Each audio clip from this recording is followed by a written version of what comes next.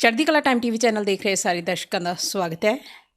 ਦੋਸਤੋ, ਜਿਵੇਂ ਅੱਜ 1 ਜੂਨ ਹੈ ਤੇ ਜਿਵੇਂ ਵੀ ਜੂਨ ਦਾ ਮਹੀਨਾ ਆਉਂਦਾ ਹੈ ਤਾਂ ਸਿੱਖ ਕੌਮ ਦੇ ਜਿਹੜੇ ਜ਼ਖਮ ਨੇ ਅੱਲੇ ਹੋ ਜਾਂਦੇ ਨੇ, ਕਿਉਂਕਿ ਇਹ ਉਹ ਸਮਾਂ ਹੈ ਜਦੋਂ ਆਪਰੇਸ਼ਨ ਬਲੂ ਸਟਾਰ ਹੋਇਆ। ਬਹੁਤ ਸਾਰੇ ਸਿੱਖ ਕੌਮ ਦੇ ਨਾਲ ਜਿਹੜੀਆਂ ਇਸ ਦੌਰਾਨ ਵਧੀਕੀਆਂ ਹੋਈਆਂ, ਦਰਬਾਰ ਸਾਹਿਬ ਦੇ ਉੱਤੇ ਹਮਲਾ ਹੋਇਆ ਅਤੇ ਹੋਰ ਵੀ ਬਹੁਤ ਸਾਰੀਆਂ ਚੀਜ਼ਾਂ ਨੇ ਜਿਹੜੀਆਂ ਕਿ ਸਿੱਖਾਂ ਦੇ ਹਿਰਦਿਆਂ ਨੂੰ ਵਲੂੰਧਰ ਦਿੰਦੀਆਂ ਨੇ ਅਤੇ ਹਰ ਵਾਰ ਇਹ ਜਿਹੜਾ ਇੱਕ ਦੁਖਦਾਇਕ ਸਮਾਂ ਹੈਗਾ ਯਾਦ ਦਿਵਾ ਦਿੰਦਾ ਹੈਗਾ ਉਸ ਵਾਕਿਆ ਦੀ ਜੋ ਉਸ ਦੌਰਾਨ ਵਰਤਿਆ। ਇਹ ਸਾਰਾ ਘਟਨਾਕ੍ਰਮ ਕਿਵੇਂ ਹੋਇਆ, ਇਤਿਹਾਸ ਦੇ ਜੇਕਰ ਅਸੀਂ ਪੰਨੇ ਫਰੋਲਦੇ ਹਾਂ ਤਾਂ ਬਹੁਤ ਸਾਰੀਆਂ ਚੀਜ਼ਾਂ ਜਿਹੜੀਆਂ ਨੇ ਸਾਨੂੰ ਨਿਕਲ ਕੇ ਬਾਹਰ ਆਉਂਦੀਆਂ ਨੇ, ਬਹੁਤ ਸਾਰੀਆਂ ਗੱਲਾਂ ਦੇਖਣ ਨੂੰ ਮਿਲਦੀਆਂ ਨੇ। ਇਸ ਸਮੇਂ ਅੱਜ ਅਸੀਂ ਤੁਹਾਡੀ ਗੱਲਬਾਤ ਕਰਵਾਉਣ ਜਾ ਰਹੇ ਹਾਂ ਉਸ ਸਮੇਂ ਦੇ DC ਸਰਦਾਰ ਰਮੇਸ਼ ਇੰਦਰ ਜੀ ਦੇ ਨਾਲ, ਜਿਨ੍ਹਾਂ ਨੇ ਇਹ ਸਾਰਾ ਘਟਨਾਕ੍ਰਮ ਅੱਖੀਂ ਵੇਖਿਆ ਅਤੇ ਜਿਨ੍ਹਾਂ ਨੇ ਕਈ ਵਾਰ ਆਪਣੀ ਇੰਟਰਵਿਊਜ਼ ਦੇ ਵਿੱਚ ਇਸ ਚੀਜ਼ ਦੇ ਬਾਰੇ ਵੀ ਦੱਸਿਆ ਕਿ ਉਹ ਵਾਕਿਆ ਹੀ ਜਿਹੜਾ ਮੰਜ਼ਰ ਹੈ ਦਿਲ ਨੂੰ ਦਹਿਲਾ ਦੇਣ ਵਾਲਾ ਸੀ ਅਤੇ ਬਤੌਰ ਸਿੱਖ ਉਹ ਇਸ ਦੇ ਲਈ ਜਿਹੜਾ ਹੈਗਾ ਬਹੁਤ ਜਿਹੜਾ ਦੁਖੀ ਹੁੰਦੇ ਨੇ।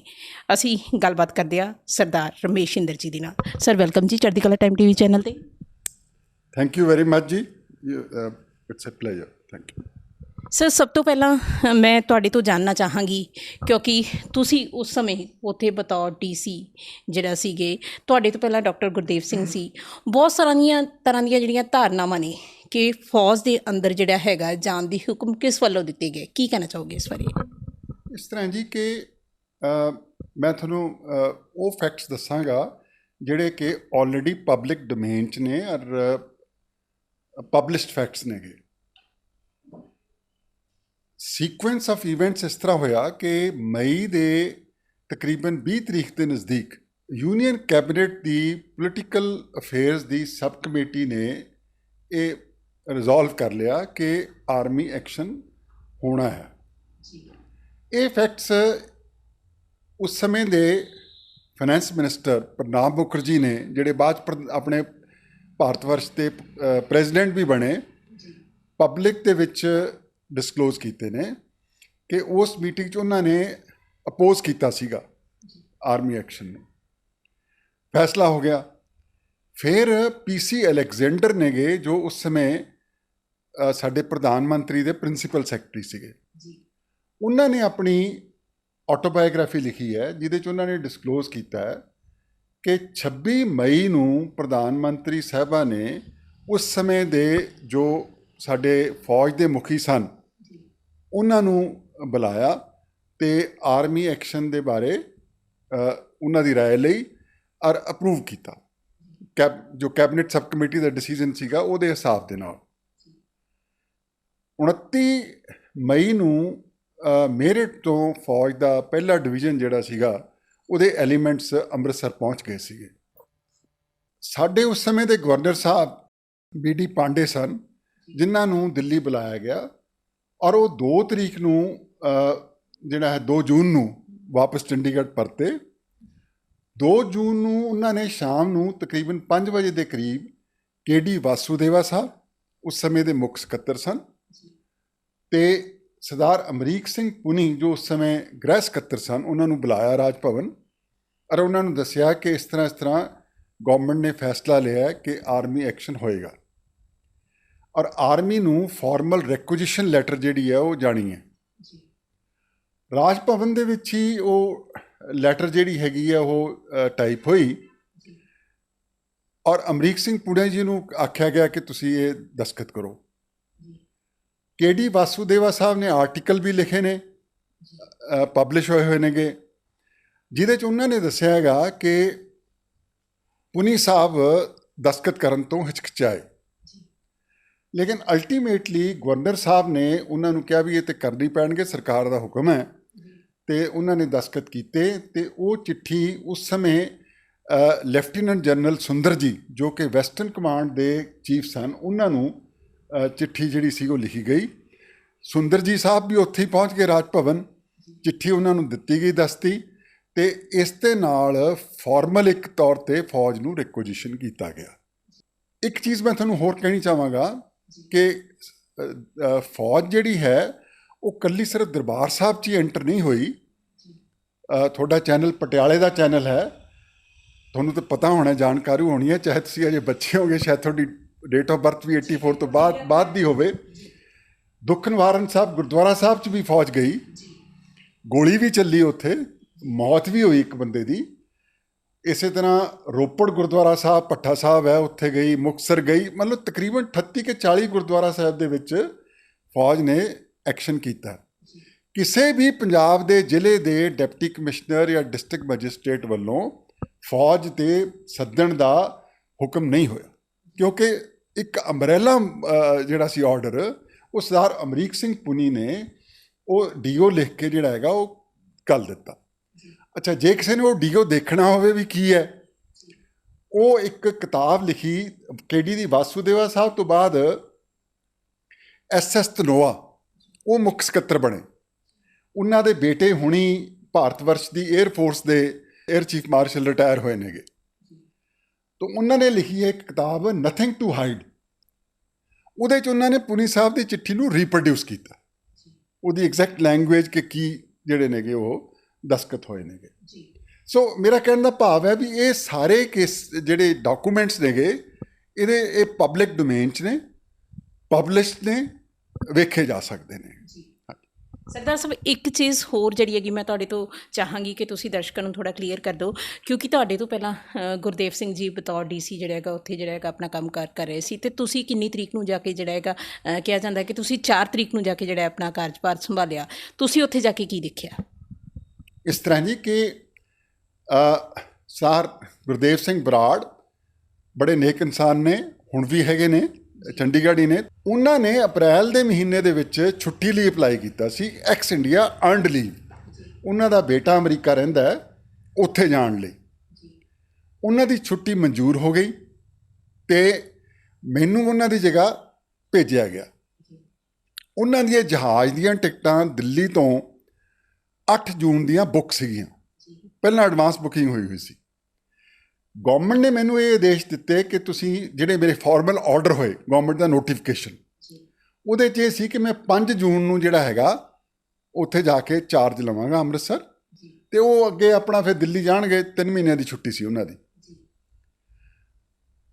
ਲੇਕਿਨ ਜੋ ਵਾਕਿਆ ਹੋਏ ਉਹ ਇੰਨੀ ਜਲਦੀ ਹੋ ਗਏ ਕਿ ਮੈਨੂੰ KD ਵਾਸੂਦੇਵਾ ਸਾਹਿਬ ਨੇ ਕਿਹਾ ਵੀ ਤੁਸੀਂ ਇੱਕ ਦਿਨ ਪਹਿਲਾਂ ਜਾਓ, 2 ਦਿਨ, ਅਤੇ ਜਾ ਕੇ ਚਾਰਜ ਲਓ। ਮੈਂ 4 ਤਰੀਕ ਨੂੰ ਸੁਬਾਹ 4 ਵਜੇ ਉਹਨਾਂ ਤੋਂ ਚਾਰਜ ਲਿਆ, ਔਰ ਬਰਾੜ ਸਾਹਿਬ ਨੂੰ ਸਕਾਟ ਪਾਰਟੀ ਦੇ ਨਾਲ ਪੁਲਿਸ ਦੀ, ਤੇ ਕਿਉਂਕਿ ਨਾਕੇ ਲੱਗੇ ਹੋਏ ਸੀ, ਕਰਫਿਊ ਲੱਗ ਚੁੱਕਿਆ ਸੀਗਾ, ਉਹਨਾਂ ਨੂੰ ਅਸੀਂ ਦਿੱਲੀ ਭੇਜਿਆ ਅਤੇ ਉਹ ਪੰਜਾਬ ਭਵਨ ਠਹਿਰੇ। ਉੱਥੋਂ ਫਿਰ ਉਹ ਅੱਗੇ ਅਮਰੀਕਾ ਚਲੇ ਗਏ। 3 ਤਰੀਕ ਸੀ ਸ਼ਾਮ ਨੂੰ ਜਿਹੜਾ ਸੀਗਾ ਜਨਰਲ ਬਰਾੜ ਨੇ, ਜੋ ਕਿ ਮੇਰਠ ਤੋਂ ਆਏ ਸਨ, KS ਬਰਾੜ ਜੀ, ਉਹਨਾਂ ਨੇ ਇੱਕ ਮੀਟਿੰਗ ਕੀਤੀ ਸੀ, ਕਿਉਂਕਿ ਮੈਂ 3 ਤਰੀਕ ਸ਼ਾਮ ਨੂੰ ਪਹੁੰਚ ਗਿਆ ਸੀ ਉੱਥੇ। ਤਾਂ ਮੈਨੂੰ ਬਰਾੜ ਸਾਹਿਬ ਕਹਿੰਦੇ ਵੀ ਤੁਸੀਂ ਵੀ ਨਾਲ ਚੱਲੋ, ਚਾਰਜ ਉਹਨਾਂ ਦੇ ਕੋਲ ਹੀ ਸੀ ਅਜੇ।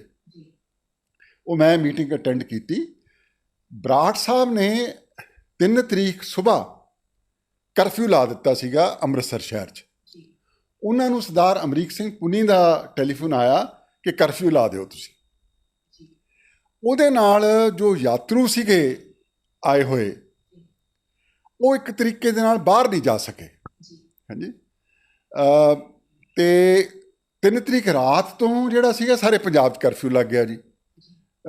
ਬਿਲਕੁਲ ਮਤਲਬ ਕੋਈ ਵੀ ਬੰਦਾ ਬਾਹਰ ਨਹੀਂ ਸੀ ਨਿਕਲ ਸਕਦਾ।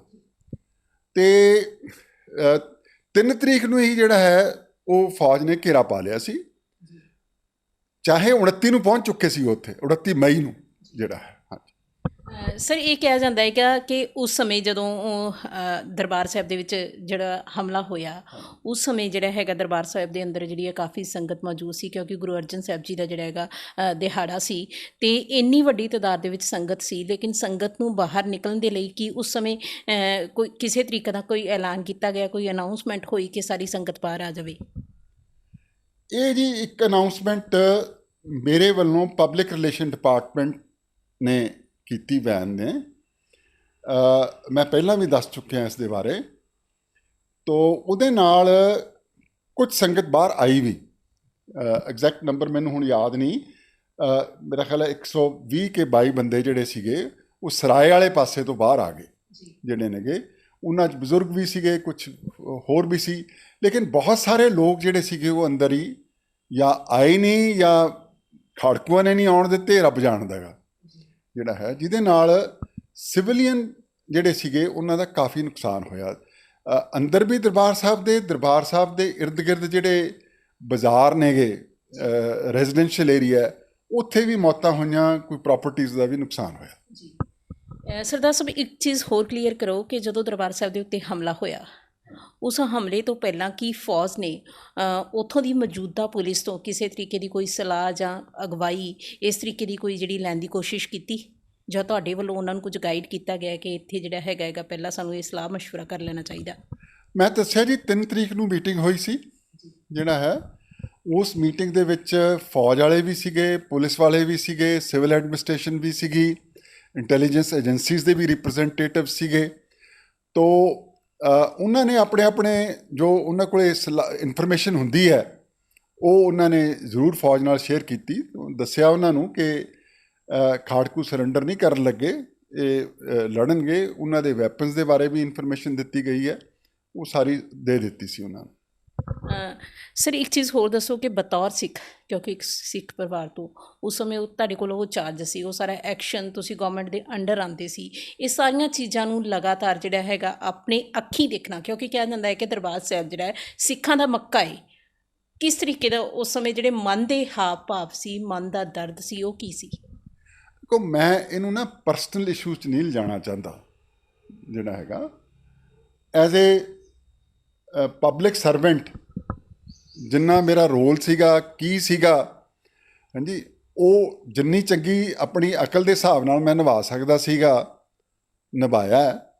ਔਰ ਇਹਦਾ ਪੂਰਾ ਪਬਲਿਕ ਨੌਲੇਜ ਦੇ ਵਿੱਚ ਹੈ, ਐਸੀ ਕੋਈ ਗੱਲ ਹਿਡਨ ਨਹੀਂ ਹੈਗੀ ਹੈ। ਘਟਨਾ ਬਹੁਤ ਦੁਖਦਾਈ ਹੈ, ਇੱਕ ਸਾਡੇ ਇਤਿਹਾਸ ਦਾ ਹਿੱਸਾ ਬਣ ਚੁੱਕੀ ਹੈ, ਔਰ ਇਹਨੂੰ ਭੁੱਲਣਾ ਬੜਾ ਮੁਸ਼ਕਿਲ ਹੈ। ਲੇਕਿਨ ਨਾਲ ਹੀ ਮੈਂ ਇਹ ਬੇਨਤੀ ਜ਼ਰੂਰ ਕਰਦਾ ਸਾਰਿਆਂ ਨੂੰ, ਕਿਸੇ ਵੀ ਕੌਮ ਨੇ ਜੇ ਅੱਗੇ ਵਧਣਾ ਤਾਂ ਉਸ ਦੁਖਾਂਤ ਨੂੰ, ਜੇ ਉਹਦੇ ਵਿੱਚ ਹੀ ਅਸੀਂ ਫਸੇ ਰਹਾਂਗੇ ਤਾਂ ਕੌਮਾਂ ਅੱਗੇ ਨਹੀਂ ਵੱਧ ਸਕਦੀਆਂ। ਅਸੀਂ ਭੁੱਲਣਾ ਨਹੀਂ ਗਾ, ਨਾ ਭੁੱਲ ਸਕਦੇ ਹਾਂ, ਕਿਉਂਕਿ ਬਹੁਤ ਦੁਖਦਾਈ ਘਟਨਾ ਸੀਗੀ। ਲੇਕਿਨ ਨਾਲ ਦੀ ਨਾਲ ਜਿਹੜਾ ਹੈਗਾ, ਹਰ ਸਾਲ ਮੈਂ ਦੇਖਦਾ ਕਿ ਜਦ ਇਹ ਜੂਨ ਦਾ ਮਹੀਨਾ ਆਉਂਦਾ, ਆਪਾਂ ਉਸ ਨੂੰ ਦੁਬਾਰਾ ਸੈਂਟੀਮੈਂਟਸ ਨੂੰ ਉਛਾਲਣ ਦੀ ਕਈ ਵਾਰ ਕੋਸ਼ਿਸ਼ ਕੀਤੀ ਜਾਂਦੀ ਹੈ। ਯਾਦ ਕਰਨਾ, ਰੱਬ ਦਾ ਨਾਮ ਲੈਣਾ, ਪਾਠ ਕਰਨਾ, ਭੋਗ ਪਾਉਣਾ ਸਭ ਜ਼ਰੂਰੀ ਹੈ, ਕੌਮ ਨੂੰ ਕਰਨਾ ਵੀ ਚਾਹੀਦਾ, ਲੇਕਿਨ ਅੱਗੇ ਵੀ ਵਧਣ ਦੀ ਲੋੜ ਹੈ। ਇਹਨੂੰ ਇੱਕ ਕਲੋਜ਼ਰ ਕਹਿੰਦੇ ਨੇ ਅੰਗਰੇਜ਼ੀ ਦੇ ਵਰਡ ਨੂੰ ਜਿਹੜਾ ਹੈਗਾ, ਕਿ ਇਸ ਬਹੁਤ ਹੀ ਦਰਦਨਾਕ ਦੁਖਦਾਇਕ ਘਟਨਾ ਨੂੰ ਜੋ ਵਾਪਰੀ ਹੈ, ਹਾਂਜੀ, ਉਹਨੂੰ ਕਲੋਜ਼ਰ ਕਰਕੇ ਉਹਦਾ ਇੱਕ ਵਾਰ, ਅਤੇ ਆਪਾਂ ਅੱਗੇ ਵਧੀਏ। ਹੁਣ ਸਰਦਾਰ ਸਾਹਿਬ, ਇੱਕ ਚੀਜ਼ ਹੋਰ ਜਾਣਨਾ ਚਾਹਾਂਗੀ, ਕਿਉਂਕਿ ਇਹ ਬਹੁਤ ਸਾਰੀਆਂ ਜਿਹੜੀਆਂ ਕਿਤਾਬਾਂ ਨੇ, ਇਤਿਹਾਸ ਦੇ ਪੰਨੇ ਨੇ, ਉਹਨਾਂ ਦੇ ਉੱਤੇ ਕਿਤੇ ਨਾ ਕਿਤੇ ਇਹ ਗੱਲ ਉਕਰੀ ਹੋਈ ਹੈ। ਕੀ ਗੱਲ ਇਹ ਸੱਚ ਹੈ ਕਿ ਉਸ ਸਮੇਂ ਜਦੋਂ ਦਰਬਾਰ ਸਾਹਿਬ ਦੇ ਵਿੱਚੋਂ ਸਿੰਘਾਂ ਦੀਆਂ ਲਾਸ਼ਾਂ ਕੱਢੀਆਂ ਗਈਆਂ ਅਤੇ ਉਹ ਲਾਸ਼ਾਂ ਨੂੰ ਜਿਹੜਾ ਰੋਡਸ ਦੇ ਉੱਤੇ ਘਸੀਟ ਕੇ ਜਦੋਂ ਲਿਜਾਇਆ ਜਾ ਰਿਹਾ ਸੀ, ਤਾਂ ਬਹੁਤ ਸਾਰੇ ਹਿੰਦੂ ਵੀਰਾਂ ਨੇ ਰੋਡਸ ਦੇ ਉੱਤੇ ਵੈਲਕਮ ਟੂ ਇੰਡੀਅਨ ਆਰਮੀ ਲਿਖਿਆ ਸੀ? ਕੀ ਇਹ ਗੱਲ ਸੱਚ ਹੈ? ਨਹੀਂ ਜੀ, ਇਹ ਥੋੜ੍ਹੀਆਂ ਐਗਜ਼ੈਜਰੇਟਡ ਗੱਲਾਂ ਨੇਗੀਆਂ। ਦੇਖੋ, ਇਹ ਪਤਾ ਨਹੀਂ ਤੁਸੀਂ ਕਿਹੜੀ ਕਿਤਾਬ ਦੀ ਗੱਲ ਕਰਦੇ ਹੋਗੇ। ਨਾ ਤਾਂ ਲਾਸ਼ਾਂ ਨੂੰ ਘੜੀਸਿਆ ਗਿਆ ਹੈ, ਇਹ ਗੱਲ ਗਲਤ ਹੈ। ਇਹ ਠੀਕ ਹੈ ਕਿਉਂਕਿ ਮੌਤਾਂ ਬਹੁਤ ਜ਼ਿਆਦਾ ਹੋ ਗਈਆਂ ਸੀਗੀਆਂ, ਤੋ ਔਰ ਹੋਣੀਆਂ ਮੌਤਾਂ ਸ਼ੁਰੂ ਵੀ 3 ਤਰੀਕ ਤੋਂ ਹੋ ਗਈਆਂ ਸੀਗੀਆਂ, ਹਾਂਜੀ। ਤੋ ਬਾਡੀਜ਼ ਇਸ ਗਰਮੀ ਦੇ ਵਿੱਚ ਡੀਕੰਪੋਜ਼ ਹੋ ਜਾਂਦੀਆਂ ਨੇਗੀਆਂ, ਖੂਨ ਬਹਿ ਗਿਆ ਤਾਂ ਹੋਰ ਵੀ ਜਿਹੜਾ ਹੈਗਾ ਸਮੈਲ ਆ ਜਾਂਦੀ ਹੈ। ਤੋ ਇੰਨੀਆਂ ਇਕੱਠੀ ਬਾਡੀਜ਼ ਦਾ, ਹਰ ਬਾਡੀ ਦਾ ਪੋਸਟਮਾਰਟਮ ਉੱਥੇ ਹੋਇਆ।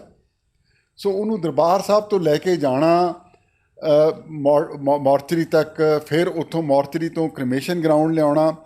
ਸੋ ਇਹ ਗੱਲ ਸਹੀ ਹੈ ਕਿ ਜਿਸ ਤਰੀਕੇ ਨਾਲ ਹੈਂਡਲ ਹੋਈ ਇਹ ਸਿਚੁਏਸ਼ਨ, ਇਹਦੇ 'ਚ ਬਹੁਤ ਗਲਤੀਆਂ ਕਹਿ ਲਓ, ਅਣਗਹਿਲੀਆਂ ਕਹਿ ਲਓ, ਜੋ ਹੈ ਹੋਈਆਂ ਨੇ, ਉਹਦੇ 'ਚ ਕੋਈ ਸ਼ੱਕ ਨਹੀਂ ਗਾ। ਲੇਕਿਨ ਹਾਲਾਤ ਐਸੇ ਸੀ, ਕਰਫਿਊ ਲੱਗਿਆ ਸੀ, ਮੈਨ ਪਾਵਰ ਹੈ ਨਹੀਂ ਸੀ, ਹਾਂਜੀ। ਆਪਾਂ ਇੱਕ ਬਾਡੀ ਨੂੰ ਚੱਕਣ ਲਈ 4 ਬੰਦੇ ਚਾਹੀਦੇ ਨੇ, ਦੇਖੋ, ਹਾਂਜੀ।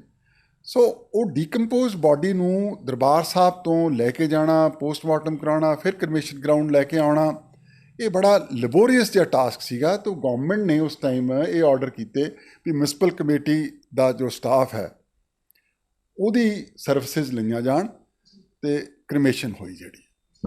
ਇੱਕ ਸਰ ਚੀਜ਼ ਹੋਰ ਕਲੀਅਰ ਕਰੋ, ਕਿਉਂਕਿ ਬਹੁਤ ਜਗ੍ਹਾ ਤੇ ਲਿਖਿਆ ਹੋਇਆ ਕਿ ਅੰਕੜਾ ਜਿਹੜਾ ਹੈਗਾ, ਲਾਸ਼ਾਂ ਦਾ ਅੰਕੜਾ ਹੈਗਾ, ਸਿੰਘਾਂ ਦੀਆਂ ਜਿਹੜੀਆਂ ਲਾਸ਼ਾਂ ਸੀ ਉਹ ਕਲੀਅਰ ਨਹੀਂ ਆ, ਕਿਤੇ ਬਹੁਤ ਜ਼ਿਆਦਾ ਘੱਟ ਦਰਸਾਇਆ ਗਿਆ, ਕਿਤੇ ਬਹੁਤ ਜ਼ਿਆਦਾ ਵੱਧ ਦਰਸਾਇਆ ਗਿਆ ਹੈ। ਅਸਲ ਦੇ ਵਿੱਚ ਸਥਿਤੀ ਕੀ ਸੀ, ਕਿਉਂਕਿ ਤੁਸੀਂ ਬਤੌਰ ਉਹ ਸਾਰਾ ਘਟਨਾਕ੍ਰਮ ਨੂੰ ਅੱਖੀਂ ਦੇਖਿਆ?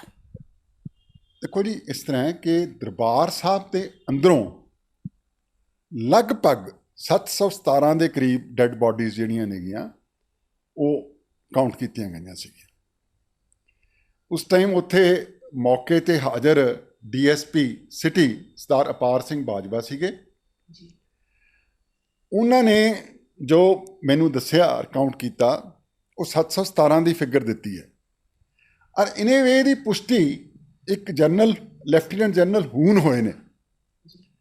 ਉਹ ਸੁੰਦਰ ਜੀ ਤੋਂ ਬਾਅਦ ਵੈਸਟਰਨ ਕਮਾਂਡ ਦੇ GOC ਸੀਗੇ, ਔਰ ਉਹਨਾਂ ਨੇ ਕਿਤਾਬ ਵੀ ਲਿਖੀ ਹੈ। ਉਹਨਾਂ ਨੇ ਵੀ 717 ਦੀ ਉਹ ਫਿਗਰ ਦਿੱਤੀ ਹੈ। ਇਹ ਡੈਥ ਦੀ ਜਿਹੜੀ ਫਿਗਰ ਹੈ ਉਹ ਜਿੱਦਣ ਆਪਰੇਸ਼ਨ ਬਲੂ ਸਟਾਰ ਖਤਮ ਹੋਇਆ, ਸਮਾਪਤ ਹੋਇਆ, ਉਸ ਦਿਨ ਦੀ ਹੈ। ਉਸ ਤੋਂ ਬਾਅਦ ਕਈ ਇੰਜਰਡ ਜਿਹੜੇ ਹਸਪਤਾਲ ਲੈ ਕੇ ਗਏ ਉਹਨਾਂ ਦੀ ਵੀ ਮੌਤਾਂ ਹੋਈਆਂ। ਦਰਬਾਰ ਸਾਹਿਬ ਦੇ ਇਰਦ ਗਿਰਦ ਜਿਹੜਾ ਹੈਗਾ ਉਹਦੇ 'ਚ ਵੀ ਗੋਲੀ ਲੱਗ ਕੇ ਮੌਤਾਂ ਹੋਈਆਂ ਨੇ। ਉਸ ਤੋਂ ਬਾਅਦ ਕੁਛ ਹੋਰ ਦਰਦਨਾਕ ਘਟਨਾਵਾਂ ਹੋ ਗਈਆਂ। ਸੋ ਟੋਟਲ ਫਿਗਰ ਦਰਬਾਰ ਸਾਹਿਬ ਦੇ ਅੰਦਰ ਤੇ ਦਰਬਾਰ ਸਾਹਿਬ ਦੇ ਬਾਹਰ ਜਿਹੜੀ ਹੈਗੀ ਹੈ ਉਹ 800 ਦੇ ਕਰੀਬ ਬਣਦੀ ਹੈ। ਔਰ ਇਹਦੀ ਮੈਂ ਪੁਸ਼ਟੀ ਜਿਹੜੀ ਹੈ ਸਮਝਦਾ ਇਸ ਚੀਜ਼ 'ਤੇ ਇੱਕ ਹੋਰ ਵੀ ਸੋਰਸ ਹੈਗਾ ਕਿ SGPC ਨੇ ਕੰਪਨਸੇਸ਼ਨ ਦਿੱਤਾ ਸੀ। ਪੰਜਾਬ ਸਰਕਾਰ ਨੇ ਵੀ ਜਿਹੜੇ ਬੰਦੇ ਇਨੋਸੈਂਟ ਮਾਰੇ ਗਏ ਉਹਨਾਂ ਦੇ ਪਰਿਵਾਰਾਂ ਨੂੰ ਕੰਪਨਸੇਸ਼ਨ ਦਿੱਤਾ। SGPC ਦੀਆਂ ਫਿਗਰਸ ਜਿਹੜੀਆਂ ਨੇਗੀਆਂ ਉਹ ਲਗਭਗ ਇਹਦੇ ਨਜ਼ਦੀਕ ਹੀ ਹਨ। ਲਗਾਤਾਰ 3 ਦਿਨ ਇਹ ਆਪਰੇਸ਼ਨ ਚੱਲਿਆ। 8 ਜੂਨ ਨੂੰ ਰਾਸ਼ਟਰਪਤੀ ਗਿਆਨੀ ਜੈਲ ਸਿੰਘ ਜੀ ਜਿਹੜੇ ਨੇ ਪੰਜਾਬ ਦਰਬਾਰ ਸਾਹਿਬ ਆਏ। ਕੀ ਉਸ ਸਮੇਂ ਤੁਸੀਂ ਉਹਨਾਂ ਦੇ ਨਾਲ ਸੀ? ਜਿਹੜਾ ਤੁਸੀਂ ਜਦੋਂ ਉਹ ਆਏ ਤੇ ਉਸ ਸਮੇਂ ਦਾ ਜਿਹੜਾ ਪੂਰਾ ਮਾਹੌਲ ਸੀ, ਕੀ ਸੀ, ਕੀ ਮੰਜ਼ਰ ਸੀ? ਮਾਹੌਲ ਤਾਂ ਦਰਦਨਾਕ ਸੀਗਾ ਹੀ। ਡੈਡ ਬਾਡੀਜ਼ ਰਿਮੂਵ ਕਰ ਦਿੱਤੀਆਂ ਗਈਆਂ ਸੀਗੀਆਂ ਤੇ ਅੰਦਰ ਅਜੇ ਮਰਿਆਦਾ ਸ਼ੁਰੂ ਹੋ ਗਈ ਸੀ ਦਰਬਾਰ ਸਾਹਿਬ ਦੀ ਦੁਆਰਾ। ਹਾਂਜੀ, ਗਿਆਨੀ ਸਾਹਿਬ ਸਿੰਘ ਸੀਗੇ, ਉਹਨਾਂ ਨੇ ਉਹਨਾਂ ਨੂੰ ਬਰੀਫ ਕੀਤਾ। ਦਰਬਾਰ ਸਾਹਿਬ ਦੇ ਹੈੱਡ ਗ੍ਰੰਥੀ ਸਨ, ਉਹਨਾਂ ਨੇ ਵੀ ਅੰਦਰ ਦਰਬਾਰ ਸਾਹਿਬ ਜਾ ਕੇ ਆਪਣਾ ਜਿਹੜੇ ਰਿਗਾਰਡਸ ਪੇ ਕੀਤੇ, ਮੱਥਾ ਟੇਕਿਆ। ਤੋ ਦੁਖਦਾਈ ਤਾਂ ਸੀਗਾ ਜੀ। ਸਰਦਾਰ ਸਾਹਿਬ, ਮੇਰਾ ਆਖਰੀ ਸਵਾਲ ਤੁਹਾਨੂੰ, ਉਸ ਸਮੇਂ ਦੌਰਾਨ ਤੁਸੀਂ ਬਲੈਕ ਥੰਡਰ 1 ਦੇ ਵਿੱਚ ਵੀ DC ਸੀ, ਇਹਨਾਂ ਦੋਹਾਂ ਦੇ ਵਿਚਲੇ ਜੇਕਰ ਅਸੀਂ ਫਰਕ ਨੂੰ ਸਮਝੀ ਤਾਂ ਕੀ ਹੈ? ਦੇਖੋ, ਇੱਕ ਤੇ ਸਿਚੁਏਸ਼ਨ 'ਚ ਬੜਾ ਫਰਕ ਸੀਗਾ। ਦਰਬਾਰ ਸਾਹਿਬ ਦੇ ਅੰਦਰ ਜੋ ਫੋਰਟੀਫਿਕੇਸ਼ਨ ਸੀਗੀਆਂ ਬਲੂ ਸਟਾਰ ਤੋਂ ਪਹਿਲਾਂ, ਉਹ ਬਲੈਕ ਥੰਡਰ ਵੇਲੇ ਨਹੀਂ ਸੀਗੀਆਂ। ਲੇਕਿਨ ਆਰਮਡ ਮਿਲੀਟੈਂਟਸ ਜਿਹੜੇ ਸੀਗੇ ਦੁਬਾਰਾ ਦਰਬਾਰ ਸਾਹਿਬ 'ਚ ਆ ਚੁੱਕੇ ਸੀਗੇ। ਔਰ 29 ਅਪ੍ਰੈਲ 1986 ਨੂੰ ਉਹਨਾਂ ਨੇ ਪੰਥਕ ਕਮੇਟੀ ਨੇ ਦਰਬਾਰ ਸਾਹਿਬ ਤੋਂ ਖਾਲਿਸਤਾਨ ਦਾ ਐਲਾਨ ਕਰਤਾ ਸੀ। ਤੋ ਉਸ ਟਾਈਮ ਬਰਨਾਲਾ ਸਾਹਿਬ ਮੁੱਖ ਮੰਤਰੀ ਸੀ, ਉਹਨਾਂ ਨੇ ਇਹ ਫੈਸਲਾ ਲਿਆ ਕਿ ਵੀ ਪੁਲਿਸ ਨੂੰ ਤੇ NSG ਨੂੰ ਐਂਟਰ ਕੀਤਾ ਜਾਵੇ। ਹੁਣ ਯਾਦ ਹੋਊਗਾ ਉਹਨਾਂ ਦਿਨਾਂ 'ਚ captain Amarinder Singh agriculture minister ਸੀਗੇ, ਉਹਨਾਂ ਨੇ ਅਸਤੀਫਾ ਵੀ ਫਿਰ ਦੇ ਦਿੱਤਾ ਬਰਨਾਲਾ ਸਰਕਾਰ ਤੋਂ ਇਨ ਪ੍ਰੋਟੈਸਟ, ਜਿੱਦਾਂ ਉਹਨਾਂ ਨੇ ਪਹਿਲਾਂ ਬਲੂ ਸਟਾਰ ਵੇਲੇ ਰਿਜ਼ਾਈਨ ਕੀਤਾ ਸੀ ਪਾਰਲੀਮੈਂਟ ਤੋਂ। ਤੋ ਉਸ ਸਮੇਂ NSG ਆਈ ਤੇ ਬਰਨਾਲਾ ਸਾਹਿਬ ਨੇ, ਅੰਮ੍ਰਿਤਸਰ ਆਏ ਸੀਗੇ, ਸਾਨੂੰ ਆ ਕੇ ਇਹ ਕਿਹਾ ਸੀਗਾ ਕਿ NSG ਅੰਦਰ ਜਾਊਗੀ, ਪਰ ਇੱਕ ਚੀਜ਼ ਇਨਸ਼ੋਰ ਕਰਿਓ ਵੀ ਦਰਬਾਰ ਸਾਹਿਬ ਨਾ ਤਾਂ ਐਂਟਰ ਕਰਨ ਇਹ, ਤੇ ਨਾ ਹੀ ਜੇ ਗੋਲੀ ਉਧਰ ਨੂੰ ਚਲਾਉਣੀ ਹੈ ਦਰਬਾਰ ਸਾਹਿਬ ਕੀ ਨਹੀਂ। ਤੋ ਜਦੋਂ NSG ਅੰਦਰ ਉਹਨਾਂ ਨੇ ਪ੍ਰਕਰਮਾ ਵਗੈਰਾ ਸਾਰਾ ਕਲੀਅਰ ਕਰਤਾ ਤਾਂ ਉਹਨਾਂ ਨੂੰ PC ਡੋਗਰਾ, ਉਦੋਂ DIG ਸੀਗੇ, ਬਾਅਦ 'ਚ ਪੰਜਾਬ ਦੇ director general of police retire ਹੋਏ ਨੇਗੇ, ਰਵੇਰੋ ਵੀ ਉੱਥੇ ਹੀ ਹਾਜ਼ਰ ਸੀਗੇ, ਮੈਂ ਵੀ ਸੀਗਾ। ਤਾਂ ਅਸੀਂ ਉਹਨਾਂ ਦੇ ਜਿਹੜੇ ਜਨਰਲ ਸੀ NSG ਦੇ, ਉਹਨਾਂ ਨੂੰ ਕਿਹਾ ਕਿ ਵੀ ਤੁਸੀਂ ਦਰਬਾਰ ਸਾਹਿਬ 'ਚ ਨਾ ਤਾਂ ਜਾਓਗੇ ਅਤੇ ਨਾ ਹੀ ਇੱਧਰ ਨੂੰ ਗੋਲੀ ਚਲਾਓਗੇ। ਅੱਛਾ, ਹੋਇਆ ਕੀ ਕਿ ਅਕਾਲ ਤਖਤ ਸਾਹਿਬ ਤੋਂ ਸਾਰੇ ਨਿਕਲ ਕੇ ਦਰਬਾਰ ਸਾਹਿਬ ਵੜ ਗਏ। ਸੋ ਜਦ ਇਹ ਸਿਚੁਏਸ਼ਨ ਆ ਗਈ ਤਾਂ NSG ਨਾਲ ਇੱਕ ਤਰ੍ਹਾਂ ਦਾ ਵਿਚਾਰ ਵਟਾਂਦਰਾ ਹੋਇਆ, ਮੈਂ ਉਸ ਗੱਲ 'ਚ ਨਹੀਂ ਜਾਂਦਾ। ਤੋ ਅਲਟੀਮੇਟਲੀ NSG ਨੇ ਕਿਹਾ ਵੀ ਅਸੀਂ ਤਾਂ ਬਈ ਹੁਣ ਚੱਲੇ ਹਾਂ, ਕਿਉਂਕਿ ਤੁਸੀਂ ਸਾਨੂੰ ਜੇ ਸਾਡੇ ਤੇ ਗੋਲੀ ਆਊਗੀ ਅਸੀਂ ਵੀ ਚਲਾਵਾਂਗੇ। ਉੱਥੇ ਮੇਰੇ ਨਾਲ SSP ਸੀ ਉਸ ਟਾਈਮ, ਬਾਅਦ DGP ਬਣੇ ਨੇਗੇ ਮਹਾਰਾਸ਼ਟਰ ਦੇ ਵੀ ਤੇ ਪੰਜਾਬ ਦੇ ਵੀ। ਤੋ ਉਹਨਾਂ ਨੇ ਤੇ ਮੈਂ ਸਲਾਹ ਕੀਤੀ ਵੀ ਆਪਾਂ ਰਿਸਕ ਲਈਏ। ਅਸੀਂ ਦੋਨੋਂ ਨਿਹੱਤੇ ਸਿਵਲੀਅਨ ਡਰੈਸ ਦੇ ਵਿੱਚ, ਮੈਂ ਤਾਂ ਖੈਰ ਹੈ ਹੀ ਸਿਵਲੀਅਨ, ਉਹ ਪੁਲਿਸ ਵਾਲੇ ਸੀ, ਉਹਨਾਂ ਨੇ ਵੀ ਸਿਵਲੀਅਨ ਪਾ ਲਈ। ਘੰਟਾ ਘਰ ਦੀਆਂ ਪੌੜੀਆਂ ਤੋਂ ਦਰਬਾਰ ਸਾਹਿਬ ਦੇ ਅੰਦਰ, ਰਾਤ ਦਾ ਸਮਾਂ ਸੀਗਾ 4 ਵਜੇ ਦਾ, ਚਲੇ ਗਏ। ਪਬਲਿਕ ਰਿਲੇਸ਼ਨ ਡਿਪਾਰਟਮੈਂਟ ਦੀ ਵੈਨ 'ਚੋਂ ਅਸੀਂ ਇੱਕ ਬਾਈਕ ਲਿਆ ਹੱਥ 'ਚ ਫੜਨ ਵਾਲਾ, ਤੇ ਸਰੋਵਰ ਦੇ ਕੰਢੇ ਤੇ ਖੜ ਕੇ ਮੈਂ ਅਨਾਉਂਸ ਕੀਤੀ ਵੀ ਮੈਂ DC ਹਾਂ, ਮੇਰੇ ਨਾਲ SSP ਹੈ, ਤੇ ਅਸੀਂ ਤੁਹਾਨੂੰ ਹੱਥ ਜੋੜ ਕੇ ਬੇਨਤੀ ਕਰਦੇ ਹਾਂ ਕਿ ਦਰਬਾਰ ਸਾਹਿਬ ਦੀ ਜੋ ਮਹਿਮਾ ਹੈ, ਇਹਦੀ ਜੋ ਮਰਿਆਦਾ ਹੈ, ਇਹਨੂੰ ਆਪਾਂ ਭੰਗ ਨਾ ਕਰੀਏ। ਤੇ ਮੈਂ ਤੁਹਾਨੂੰ ਬੇਨਤੀ ਕਰਦਾ, ਭਰੋਸਾ ਦਵਾਉਣਾ ਵੀ ਕੋਈ ਕਿਸੇ ਤੇ ਕੋਈ ਐਸੀ ਗੱਲ ਨਹੀਂ ਹੋਏਗੀ, ਤੁਸੀਂ ਬਾਹਰ ਆ ਜਾਓ ਦਰਬਾਰ ਸਾਹਿਬ। ਅੱਛਾ, ਉਹ ਨਹੀਂ ਆਏਗੀ, ਨਾ ਕੋਈ ਜਵਾਬ ਆਇਆ। ਫਿਰ 3-4 ਵਾਰ ਜਦ ਇਹ ਰਿਪੀਟ ਕੀਤਾ ਮੈਂ ਇਹ, ਫਿਰ ਅਲਟੀਮੇਟਲੀ ਦਰਬਾਰ ਸਾਹਿਬ ਦੇ ਉੱਪਰ ਚੜ੍ਹ ਕੇ ਕਿਸੇ ਨੇ ਕੱਪੜਾ ਹਿਲਾਇਆ ਤੇ ਉਹਨੇ ਕਿਹਾ ਵੀ ਸਾਨੂੰ ਤੁਹਾਡੇ ਤੇ ਇਤਬਾਰ ਨਹੀਂ ਹੈ। ਜਿਹੜਾ ਹੈਗਾ ਤੁਸੀਂ ਗਿਆਨੀ ਪੂਰਨ ਸਿੰਘ ਨੂੰ ਬੁਲਾਓ। ਗਿਆਨੀ ਪੂਰਨ ਸਿੰਘ ਉਹਨਾਂ ਦਿਨਾਂ 'ਚ ਦਰਬਾਰ ਸਾਹਿਬ ਦੇ ਗ੍ਰੰਥੀ ਸਨ, ਬਾਅਦ 'ਚ ਹੈੱਡ ਗ੍ਰੰਥੀ ਵੀ ਬਣੇ ਨੇ ਦਰਬਾਰ ਸਾਹਿਬ ਦੇ। ਉਹਨਾਂ ਨੂੰ ਬੁਲਾਇਆ ਅਸੀਂ, ਫਿਰ ਅਨਾਉਂਸਮੈਂਟ ਕੀਤੀ। ਅਨਾਉਂਸਮੈਂਟ ਕਰਕੇ ਉਹਨਾਂ ਨੇ ਕਿਹਾ ਗਿਆਨੀ ਜੀ ਨੂੰ ਅੰਦਰ ਭੇਜੋ। ਅੰਦਰ ਚਲੇ ਗਏ ਗਿਆਨੀ ਜੀ। 5 ਮੈਂਬਰਾਂ ਦੀ ਕਮੇਟੀ ਉਹਨਾਂ ਨੇ ਬਣਾ ਕੇ ਬਾਹਰ ਭੇਜੀ, 5 ਪਿਆਰੇ। ਸਾਡੇ ਨਾਲ ਨੈਗੋਸ਼ੀਏਟ ਹੋਈ, ਨੈਗੋਸ਼ੀਏਟ ਹੋ ਕੇ ਇੱਕ ਗੋਲੀ ਨਹੀਂ ਚੱਲੀ। ਸਾਰੇ ਦੇ ਸਾਰੇ ਬੰਦੇ ਉਹ ਜਿਹੜੇ ਸੀਗੇ ਦਰਬਾਰ ਸਾਹਿਬ ਤੋਂ ਲਾਈਨ ਬਣਾ ਕੇ ਬਾਹਰ ਆ ਗਏ। ਉਹਨਾਂ 'ਚੋਂ ਬੀਬੀਆਂ ਨੂੰ ਤੇ ਬੱਚਿਆਂ ਨੂੰ ਛੱਡਤਾ ਸੀ, ਬਜ਼ੁਰਗਾਂ ਨੂੰ ਵੀ ਛੱਡਤਾ, ਬਾਕੀਆਂ ਨੂੰ ਇੰਟਰੋਗੇਟ ਕਰਕੇ ਫੜੇ ਗਏ। ਕੁਝ ਵੈਪਨਸ ਨਿਕਲੇ, ਜੋ ਵੀ ਸੀ ਉਹ ਤਾਂ ਚਲੋ ਕਹਾਣੀ ਡਿਟੇਲ ਦੀ ਹੈ। ਪੂਰਾ ਘਟਨਾਕ੍ਰਮ ਸੀ ਜੀ ਇਹ ਮੇਰਾ ਖਿਆਲ 30 ਅਪ੍ਰੈਲ ਦਾ ਹੋਣਾ ਜੀ। ਹਾਂ, 30 ਅਪ੍ਰੈਲ 1986 ਦਾ। ਔਰ ਉਸ ਟਾਈਮ ਜਿਹੜੇ ਸੀਗੇ ਅਕਾਲ ਤਖਤ ਦੇ ਜਥੇਦਾਰ, ਜਿਹੜੇ ਇਹਨਾਂ ਨੇ ਸਾਜੇ ਸੀਗੇ ਖਾੜਕੂਆਂ ਨੇ, ਸਾਹਿਬ ਮੋਹਕਮ ਸਿੰਘ, ਉਹ ਵੀ ਉੱਥੇ ਸੀ, ਉਹ ਵੀ ਬਾਹਰ ਆਏ। ਹਾਂਜੀ, ਸੋ ਮਤਲਬ ਮੇਰਾ ਕਹਿਣ ਦਾ ਵੀ ਸਿਚੁਏਸ਼ਨ ਨੂੰ ਤੁਸੀਂ ਕਿਵੇਂ ਡੀਲ ਕਰਦੇ ਹੋਗੇ, ਇਹ ਬੜਾ ਜ਼ਰੂਰੀ ਹੈ। ਬੇਨਤੀ ਕੀਤੀ, ਸਾਡੇ ਦੇ ਦਬਾਅ ਨਹੀਂ ਸੀ, ਉਹ ਵੀ ਅੰਡਰਸਟੈਂਡੇਬਲ ਹੈ। ਵਿੱਚ ਅਸੀਂ ਗ੍ਰੰਥੀਆਂ ਨੂੰ ਪਾ ਲਿਆ, 5 ਪਿਆਰਿਆਂ ਦੀ ਕਮੇਟੀ ਬਣ ਗਈ, ਬਾਹਰ ਆ ਗਏ, ਬਿਨਾਂ ਗੋਲੀ ਚੱਲੇ, ਬਿਨਾਂ ਕੋਈ ਬੰਦੇ ਦੀ ਮੌਤ ਹੋਏ, ਸਾਰਾ ਮਸਲਾ ਸੋਲਵ ਹੋ ਗਿਆ। ਪਰ ਮੈਂ ਇਹ ਜ਼ਰੂਰ ਕਹਾਂਗਾ ਕਿ 84 ਦੀ ਤੇ 86 ਦੀ ਸਿਚੁਏਸ਼ਨ 'ਚ ਫਰਕ ਸੀ। ਹਾਂਜੀ, ਬਟ 86 'ਚ ਵੀ ਮੌਤ ਦਾ ਖਤਰਾ ਤਾਂ ਸੀਗਾ ਜੀ। ਸੀ ਮੈਂ ਖੜਾ ਸੀ, ਮੇਰੇ ਨਾਲ ਖੜਾ ਸੀਗਾ ਬਿਰਕ, ਕੋਈ ਵੀ ਵੱਲੋਂ ਐਡੀ ਗੋਲੀ ਲੱਗ ਸਕਦੀ ਸੀਗੀ, ਲੇਕਿਨ ਰਿਸਕ ਲੈਣਾ ਪੈਂਦਾ ਜੀ। ਜੇ ਸਿਚੁਏਸ਼ਨ ਨੂੰ ਤੁਸੀਂ ਸਾਹਮਣਾ ਹੈਗਾ ਤਾਂ ਬਿਨਾਂ ਰਿਸਕ ਦੇ ਨਹੀਂ ਸੋਲਵ ਹੋ ਸਕਦਾ ਜੀ। ਧੰਨਵਾਦ ਜੀ। Thank you. ਸੋ ਅੱਜ ਅਸੀਂ ਤੁਹਾਡੀ ਗੱਲ ਕਰਵਾਈ ਉਸ ਸਮੇਂ ਦੇ ਡਿਪਟੀ ਕਮਿਸ਼ਨਰ ਸਰਦਾਰ ਰਮੇਸ਼ਿੰਦਰ ਜੀ ਦੇ ਨਾਲ, ਜਿਨ੍ਹਾਂ ਨੇ ਦੱਸਿਆ ਕਿ ਜਦੋਂ ਇਹ ਸਾਰਾ ਘਟਨਾਕ੍ਰਮ ਵਾਪਰਿਆ ਉਸ ਤੋਂ ਬਾਅਦ ਵੀ 1986 ਦੇ ਵਿੱਚ ਕਿਸ ਤਰੀਕੇ ਉਹਨਾਂ ਨੇ ਰਿਸਕ ਲੈ ਕੇ, ਤਾਂ ਕਿ ਦਰਬਾਰ ਸਾਹਿਬ ਦੀ ਜਿਹੜੀ ਮਰਿਆਦਾ ਕਿਸੇ ਤਰੀਕੇ ਭੰਗ ਨਾ ਹੋਵੇ, ਅਮਨ ਸ਼ਾਂਤੀ ਬਹਾਲ ਰਹੇ, ਆਪਣੀ ਜਿਹੜੀ ਜਾਨ ਨੂੰ ਦਾਅ 'ਤੇ ਲਗਾ ਕੇ ਉਹਨਾਂ ਨੇ ਕਿਹਾ ਕਿ ਮੈਂ ਜਿਹੜੀ ਹੈਗੀ ਉਸ ਸਮੇਂ ਜਿਹੜੀ ਅਮਨ ਸ਼ਾਂਤੀ ਬਹਾਲ ਕਰਨ ਦਾ ਭਰਪੂਰ ਯਤਨ ਕੀਤਾ। ਪਰ ਨਾਲ ਦੀ ਨਾਲ ਹੀ ਇੱਥੇ ਇਹ ਗੱਲ ਬੇਹੱਦ ਲਾਜ਼ਮੀ ਹੈ ਕਿ ਉਹ ਕੌਮ, ਜਿਸ ਕੌਮ ਨੇ ਆਪਣੇ ਦੇਸ਼ ਨੂੰ ਆਜ਼ਾਦ ਕਰਵਾਉਣ ਦੇ ਲਈ ਕਿੰਨੀਆਂ ਕੁਰਬਾਨੀਆਂ ਦਿੱਤੀਆਂ, 1984 ਜੂਨ ਦਾ ਘਟਨਾਕ੍ਰਮ, ਉਸ ਦੇ ਨਾਲ ਹੀ 1984 ਨਵੰਬਰ ਦਾ ਘਟਨਾਕ੍ਰਮ, ਇਹ ਅਜਿਹੇ ਘਟਨਾਕ੍ਰਮ ਹੈ ਜਿਹੜੇ ਹਰ ਵਾਰ ਸਿੱਖਾਂ ਦੀਆਂ ਜਿਹੜੀਆਂ ਹਿਰਦਿਆਂ ਨੂੰ ਬਲੂੰਦਰ ਦੇਵੇ। ਪਰ ਨਾਲ ਹੀ ਸਰਦਾਰ ਸਾਹਿਬ ਦਾ ਕਹਿਣਾ ਹੈ ਕਿ ਜਿਹੜੀ ਇਹ ਸਾਰਾ ਘਟਨਾਕ੍ਰਮ ਹੈ ਦੁਖਦਾਇਕ ਜ਼ਰੂਰ ਹੈ, ਲੇਕਿਨ ਇਸ ਦੁੱਖ ਦੇ ਵਿੱਚੋਂ ਬਾਹਰ ਆ ਕੇ ਸਿੱਖਾਂ ਨੂੰ ਅੱਗੇ ਵਧਣ ਦੀ ਜ਼ਰੂਰਤ ਹੈ।